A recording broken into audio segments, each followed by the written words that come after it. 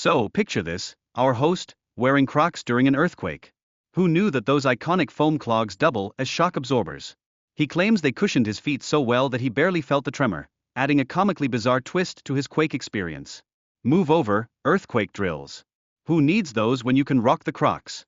Transitioning from earthquakes to political earthquakes, the talk turns to Donald Trump's track record, particularly his debate performances. It seems even his inner circle is waving red flags, believing that facing his opponent again might be about as useful as a phone without a charger. Yikes, the plot thickens. Our host then goes on to liken Trump's political pressures to tectonic movements, because nothing says stress like comparing your campaign to an earthquake. This metaphorical shakeup illustrates the churning instability of his political journey, leaving us all wondering if he'll ever find his footing in these rocky terrains. The debates were nothing short of a chaotic game of tug-of-war, with multiple opponents pouncing on Trump like they were vultures eyeing a buffet. This 3-against-1 dynamic really showcased his struggle to keep his cool under pressure. I mean, if only he had those Crocs, at least they'd provide some grip. Now, let's talk about Trump's unwavering claims of victory, which seem to echo louder than a frat party at 2 a.m. This reflects a growing trend of misinformation in politics, as his supporters often reject facts like their bad takeout. No thank you, I'll stick with my conspiracy theories instead.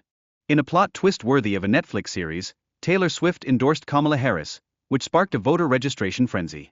Over 400,000 Americans jumped onto the registration bandwagon following her shout-out, proving that celebrity endorsements have more power than we give them credit for. Next thing you know, cats will be running for office.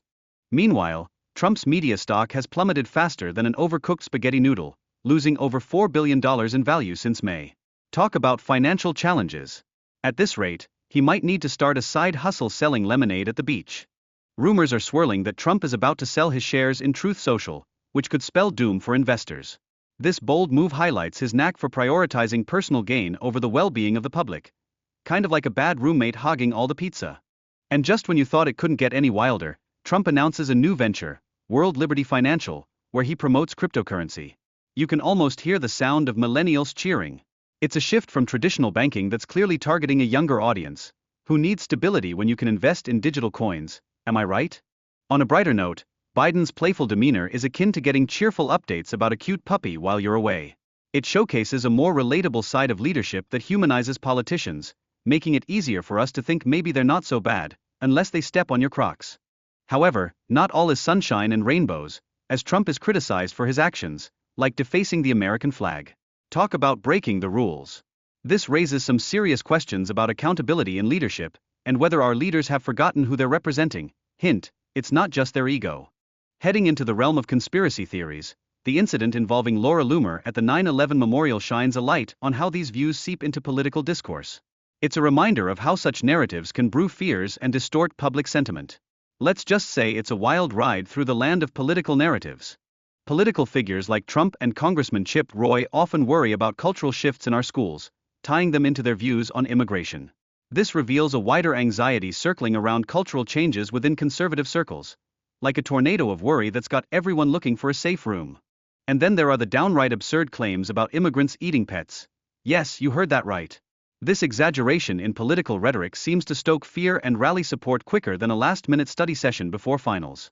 Unfortunately, inflammatory statements can lead to real consequences, such as driving fear among immigrant families. This reality underscores how political discourse can shape community safety like a reality show twist we never saw coming. Misinformation surrounding immigrants often paves the way for harmful stereotypes, sparking fear and violence against them. It's like walking into a party with bad vibes. Nobody wants that.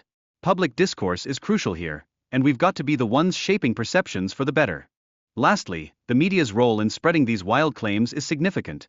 It's like a cherry on top of an already towering sundae of misinformation. This highlights the importance of responsible reporting to combat falsehoods, because if we can't trust our sources, who can we trust? As we wrap up, let's remember, whether it's about Crocs saving our feet from tremors or the absurdity of political rhetoric, we live in a world where humor might just be the best response. So, keep laughing, stay informed, and maybe invest in some sturdy footwear.